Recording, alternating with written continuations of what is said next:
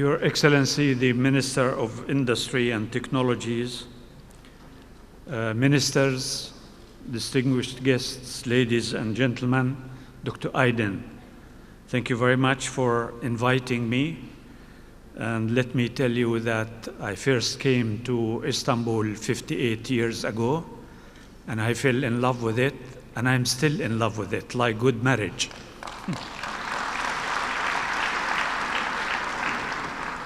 And since this is my first time in EURIE, I thought to give you an idea about the higher education system in Jordan in a brief, because as everybody knows, education is the path for the future.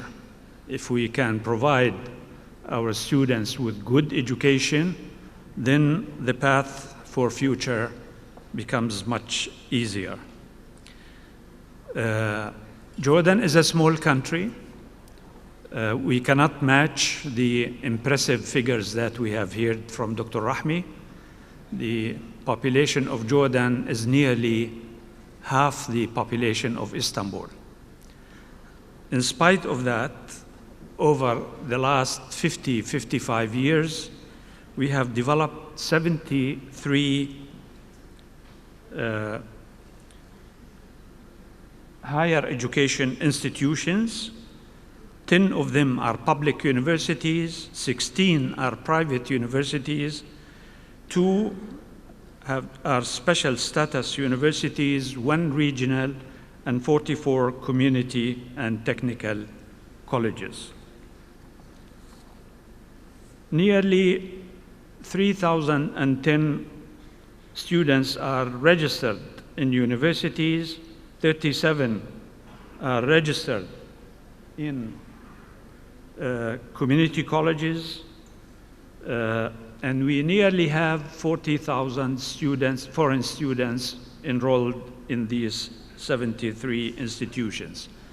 We are hoping to steal some of your students from Turkey to Jordan, and we are hoping to reach the figure of 70,000 in the next 5 years.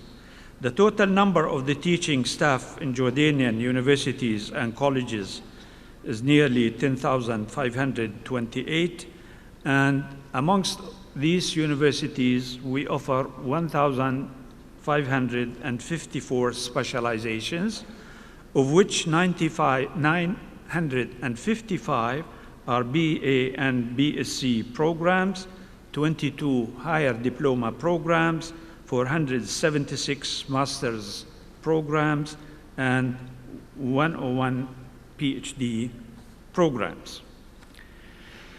Although the system is not that old, but it's also not new, we have our main challenges and problems.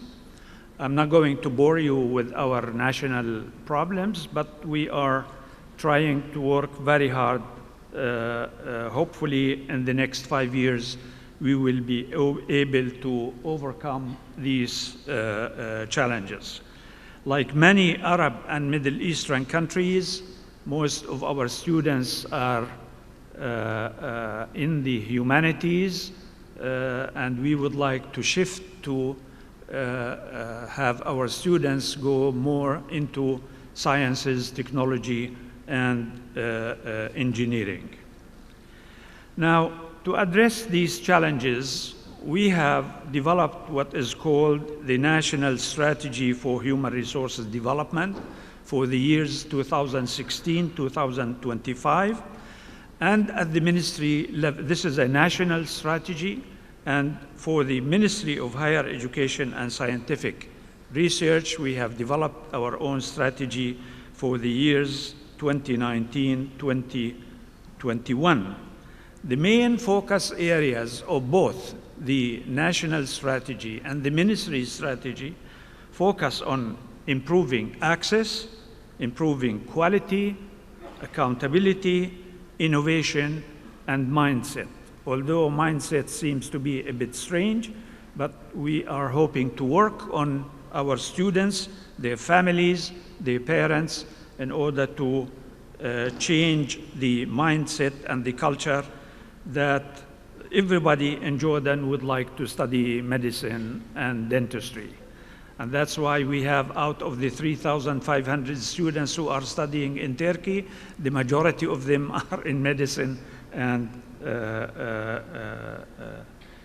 different kinds of programs. Now, the National Strategy for Human Resources Development have identified 5 major strategic objectives stemming out of the major goal that was set by 2025. Jordan will ensure fair access to affordable, relevant, and quality university education opportunities. The strategic goals derived from this address admission issues, standards of higher education, universities taking greater responsibility, and promoting innovation in teaching, and also addressing mindset, as I said. The National Strategy for Human Resources Development started from a major goal, and then strategic objectives were identified. Projects were set out based on outcomes and key performance indicators. And I have to say that the objectives, whether strategic or detailed objectives, focus on what is it in for the kingdom as a whole, what is it in for the students, what is it in for the employers, and what is it in for the faculties, and finally for parents and community. You will find in the slide the different objectives for each level of these, and the philosophy of this is based on it is not enough to work on national objectives. You have to go down to the student level and see what the employers need and what is it in for the faculty and parents of students. In order to do that, we had to tackle the governance structure of higher education. This slide shows the present governance structure, which is to you, those who are in higher education, and almost everybody is in higher education. You can see that this is somewhat a traditional model. And that's why we are trying to move into a new model that focuses on transforming universities and restructuring the Council of Higher Education, and at the same time restructuring the Ministry of Higher Education and the Higher Education Accreditation Commission. I should say that we are probably moving to the Turkish model, and hopefully by next year we will be in that place. Now, what are we focusing on as far as universities are concerned? We are trying to qualify students, not just to certify them, and this is important.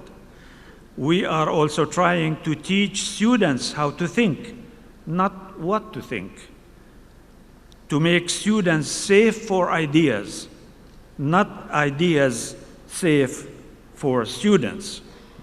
We are trying to gear the whole higher education into spin-off companies, start-up businesses, and improve stability. And this has also to change the whole university ecosystem, whereby all human resources, campus life, systems, processes, and communication and finance focus on better education, inquiry, innovation, internationalization, and service, better service.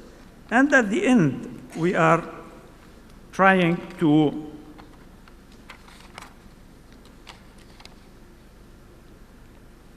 move from research to innovation, from teaching to learning, from nationalization to internationalization, and to improve employability.